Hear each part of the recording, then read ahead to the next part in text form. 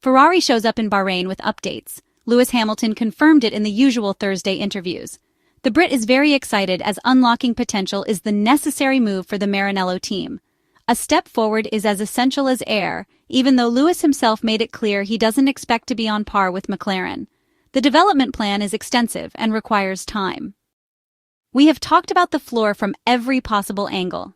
Anyone saying the Italian team didn't try to bring the new floor to Japan is lying, or worse, mocking just to show off. But never mind, who cares? What matters is that the updated floor is here in Bahrain. We will likely have to wait until tomorrow for confirmation, since such a crucial component for downforce generation is kept hidden until the last moment.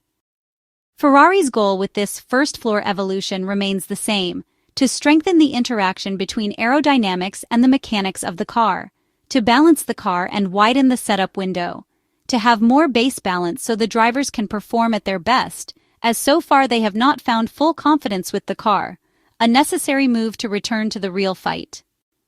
Beyond that, a perfect weekend is needed. It sounds like a cliché, but it must be proven on track. Red Bull does it to perfection, as we saw with Max Verstappen last weekend. Even from this point of view, a step forward is needed. Because even though the 2025 Formula One World Championship is still very long with its 21 rounds, the points gap in the standings is already significant, and making up for it is never easy. Let's take a look at the rear configurations of the top teams. For Ferrari, we once again see the same rear wing, at least for now. Another specification might appear, but like the floor, it remains hidden for the moment. We will wait to find out more. Compared to McLaren's specification, which is essentially the same version seen last weekend in the Japanese Grand Prix, we observe a similar level of downforce. However, it must be noted that the rear-end configuration of this generation of single-seaters is not based solely on the wing. You also need to factor in the incidence of the specific setup and what kind of beam wing is chosen, a small component that completes the rear downforce. Vertical rear load is crucial at the 5.412-kilometer Bahrain International Circuit in Sakhir, as rear-end slippage is very likely. That's why it is essential to protect this rear axle, especially considering that Sakhir is a rear-limited track. As mentioned, it remains to be seen whether Ferrari will use a new rear-end specification, more efficient and capable of widening the setup window, and by extension, boosting the car's competitiveness. Lewis Hamilton seemed pleased. Let's hope the same goes for Charles Leclerc. Red Bull also opts for the same downforce level used in Suzuka, where Max Verstappen's brilliance and the Austrian team's excellent work in dialing in the car made a big difference. This version will work differently in Sakhir. After all, it is always a matter of compromises and choices to hit the right grip level.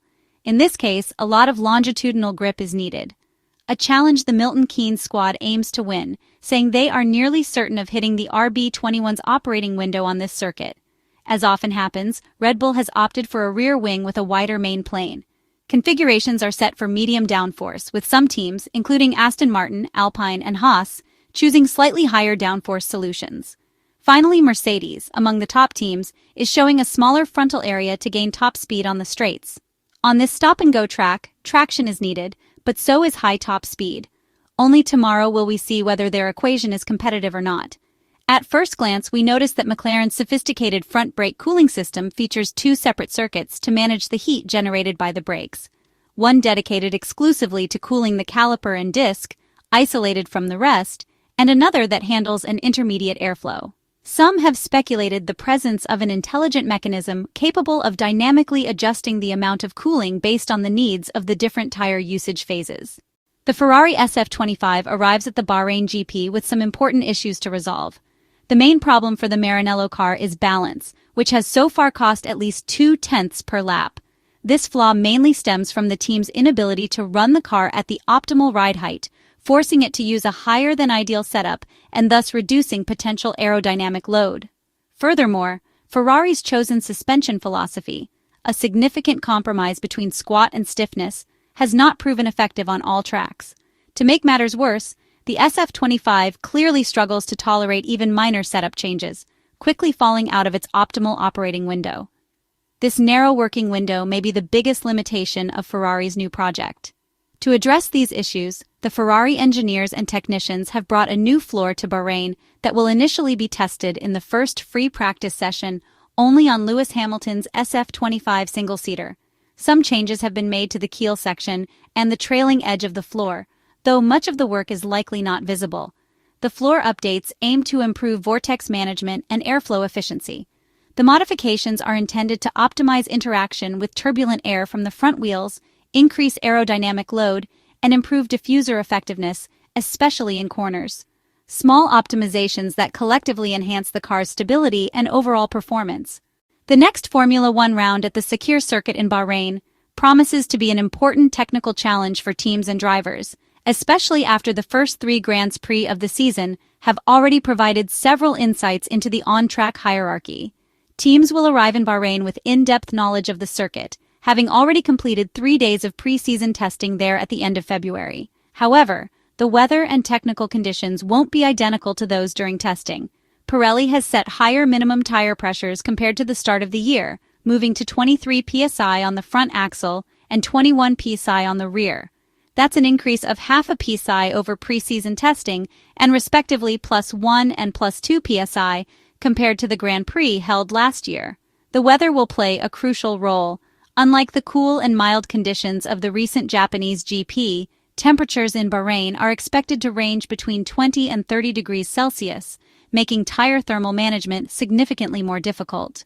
This, combined with the abrasive asphalt at Sakhir, will push teams to focus on setups that prioritize control of thermal degradation, especially at the rear axle.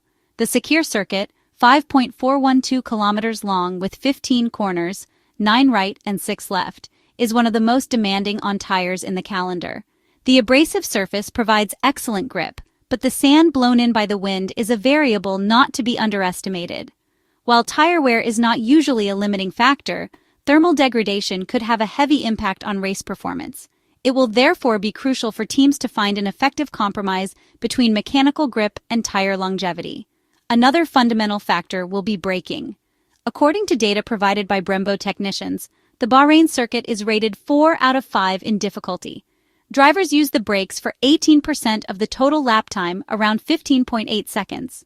Turn 1 is the toughest braking zone, with heavy braking from 313 km per hour down to 66 km per hour in less than 3 seconds, subjecting drivers to 4.2 g of deceleration and 133 kilograms of brake pedal force.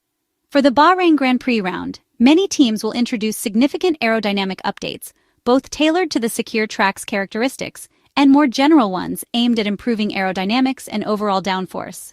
As already mentioned, the expected temperatures in Bahrain are much higher than at the previous rounds. For this reason, engine covers on the cars now feature numerous cooling slots, sacrificing aerodynamic efficiency in favor of ensuring power unit reliability.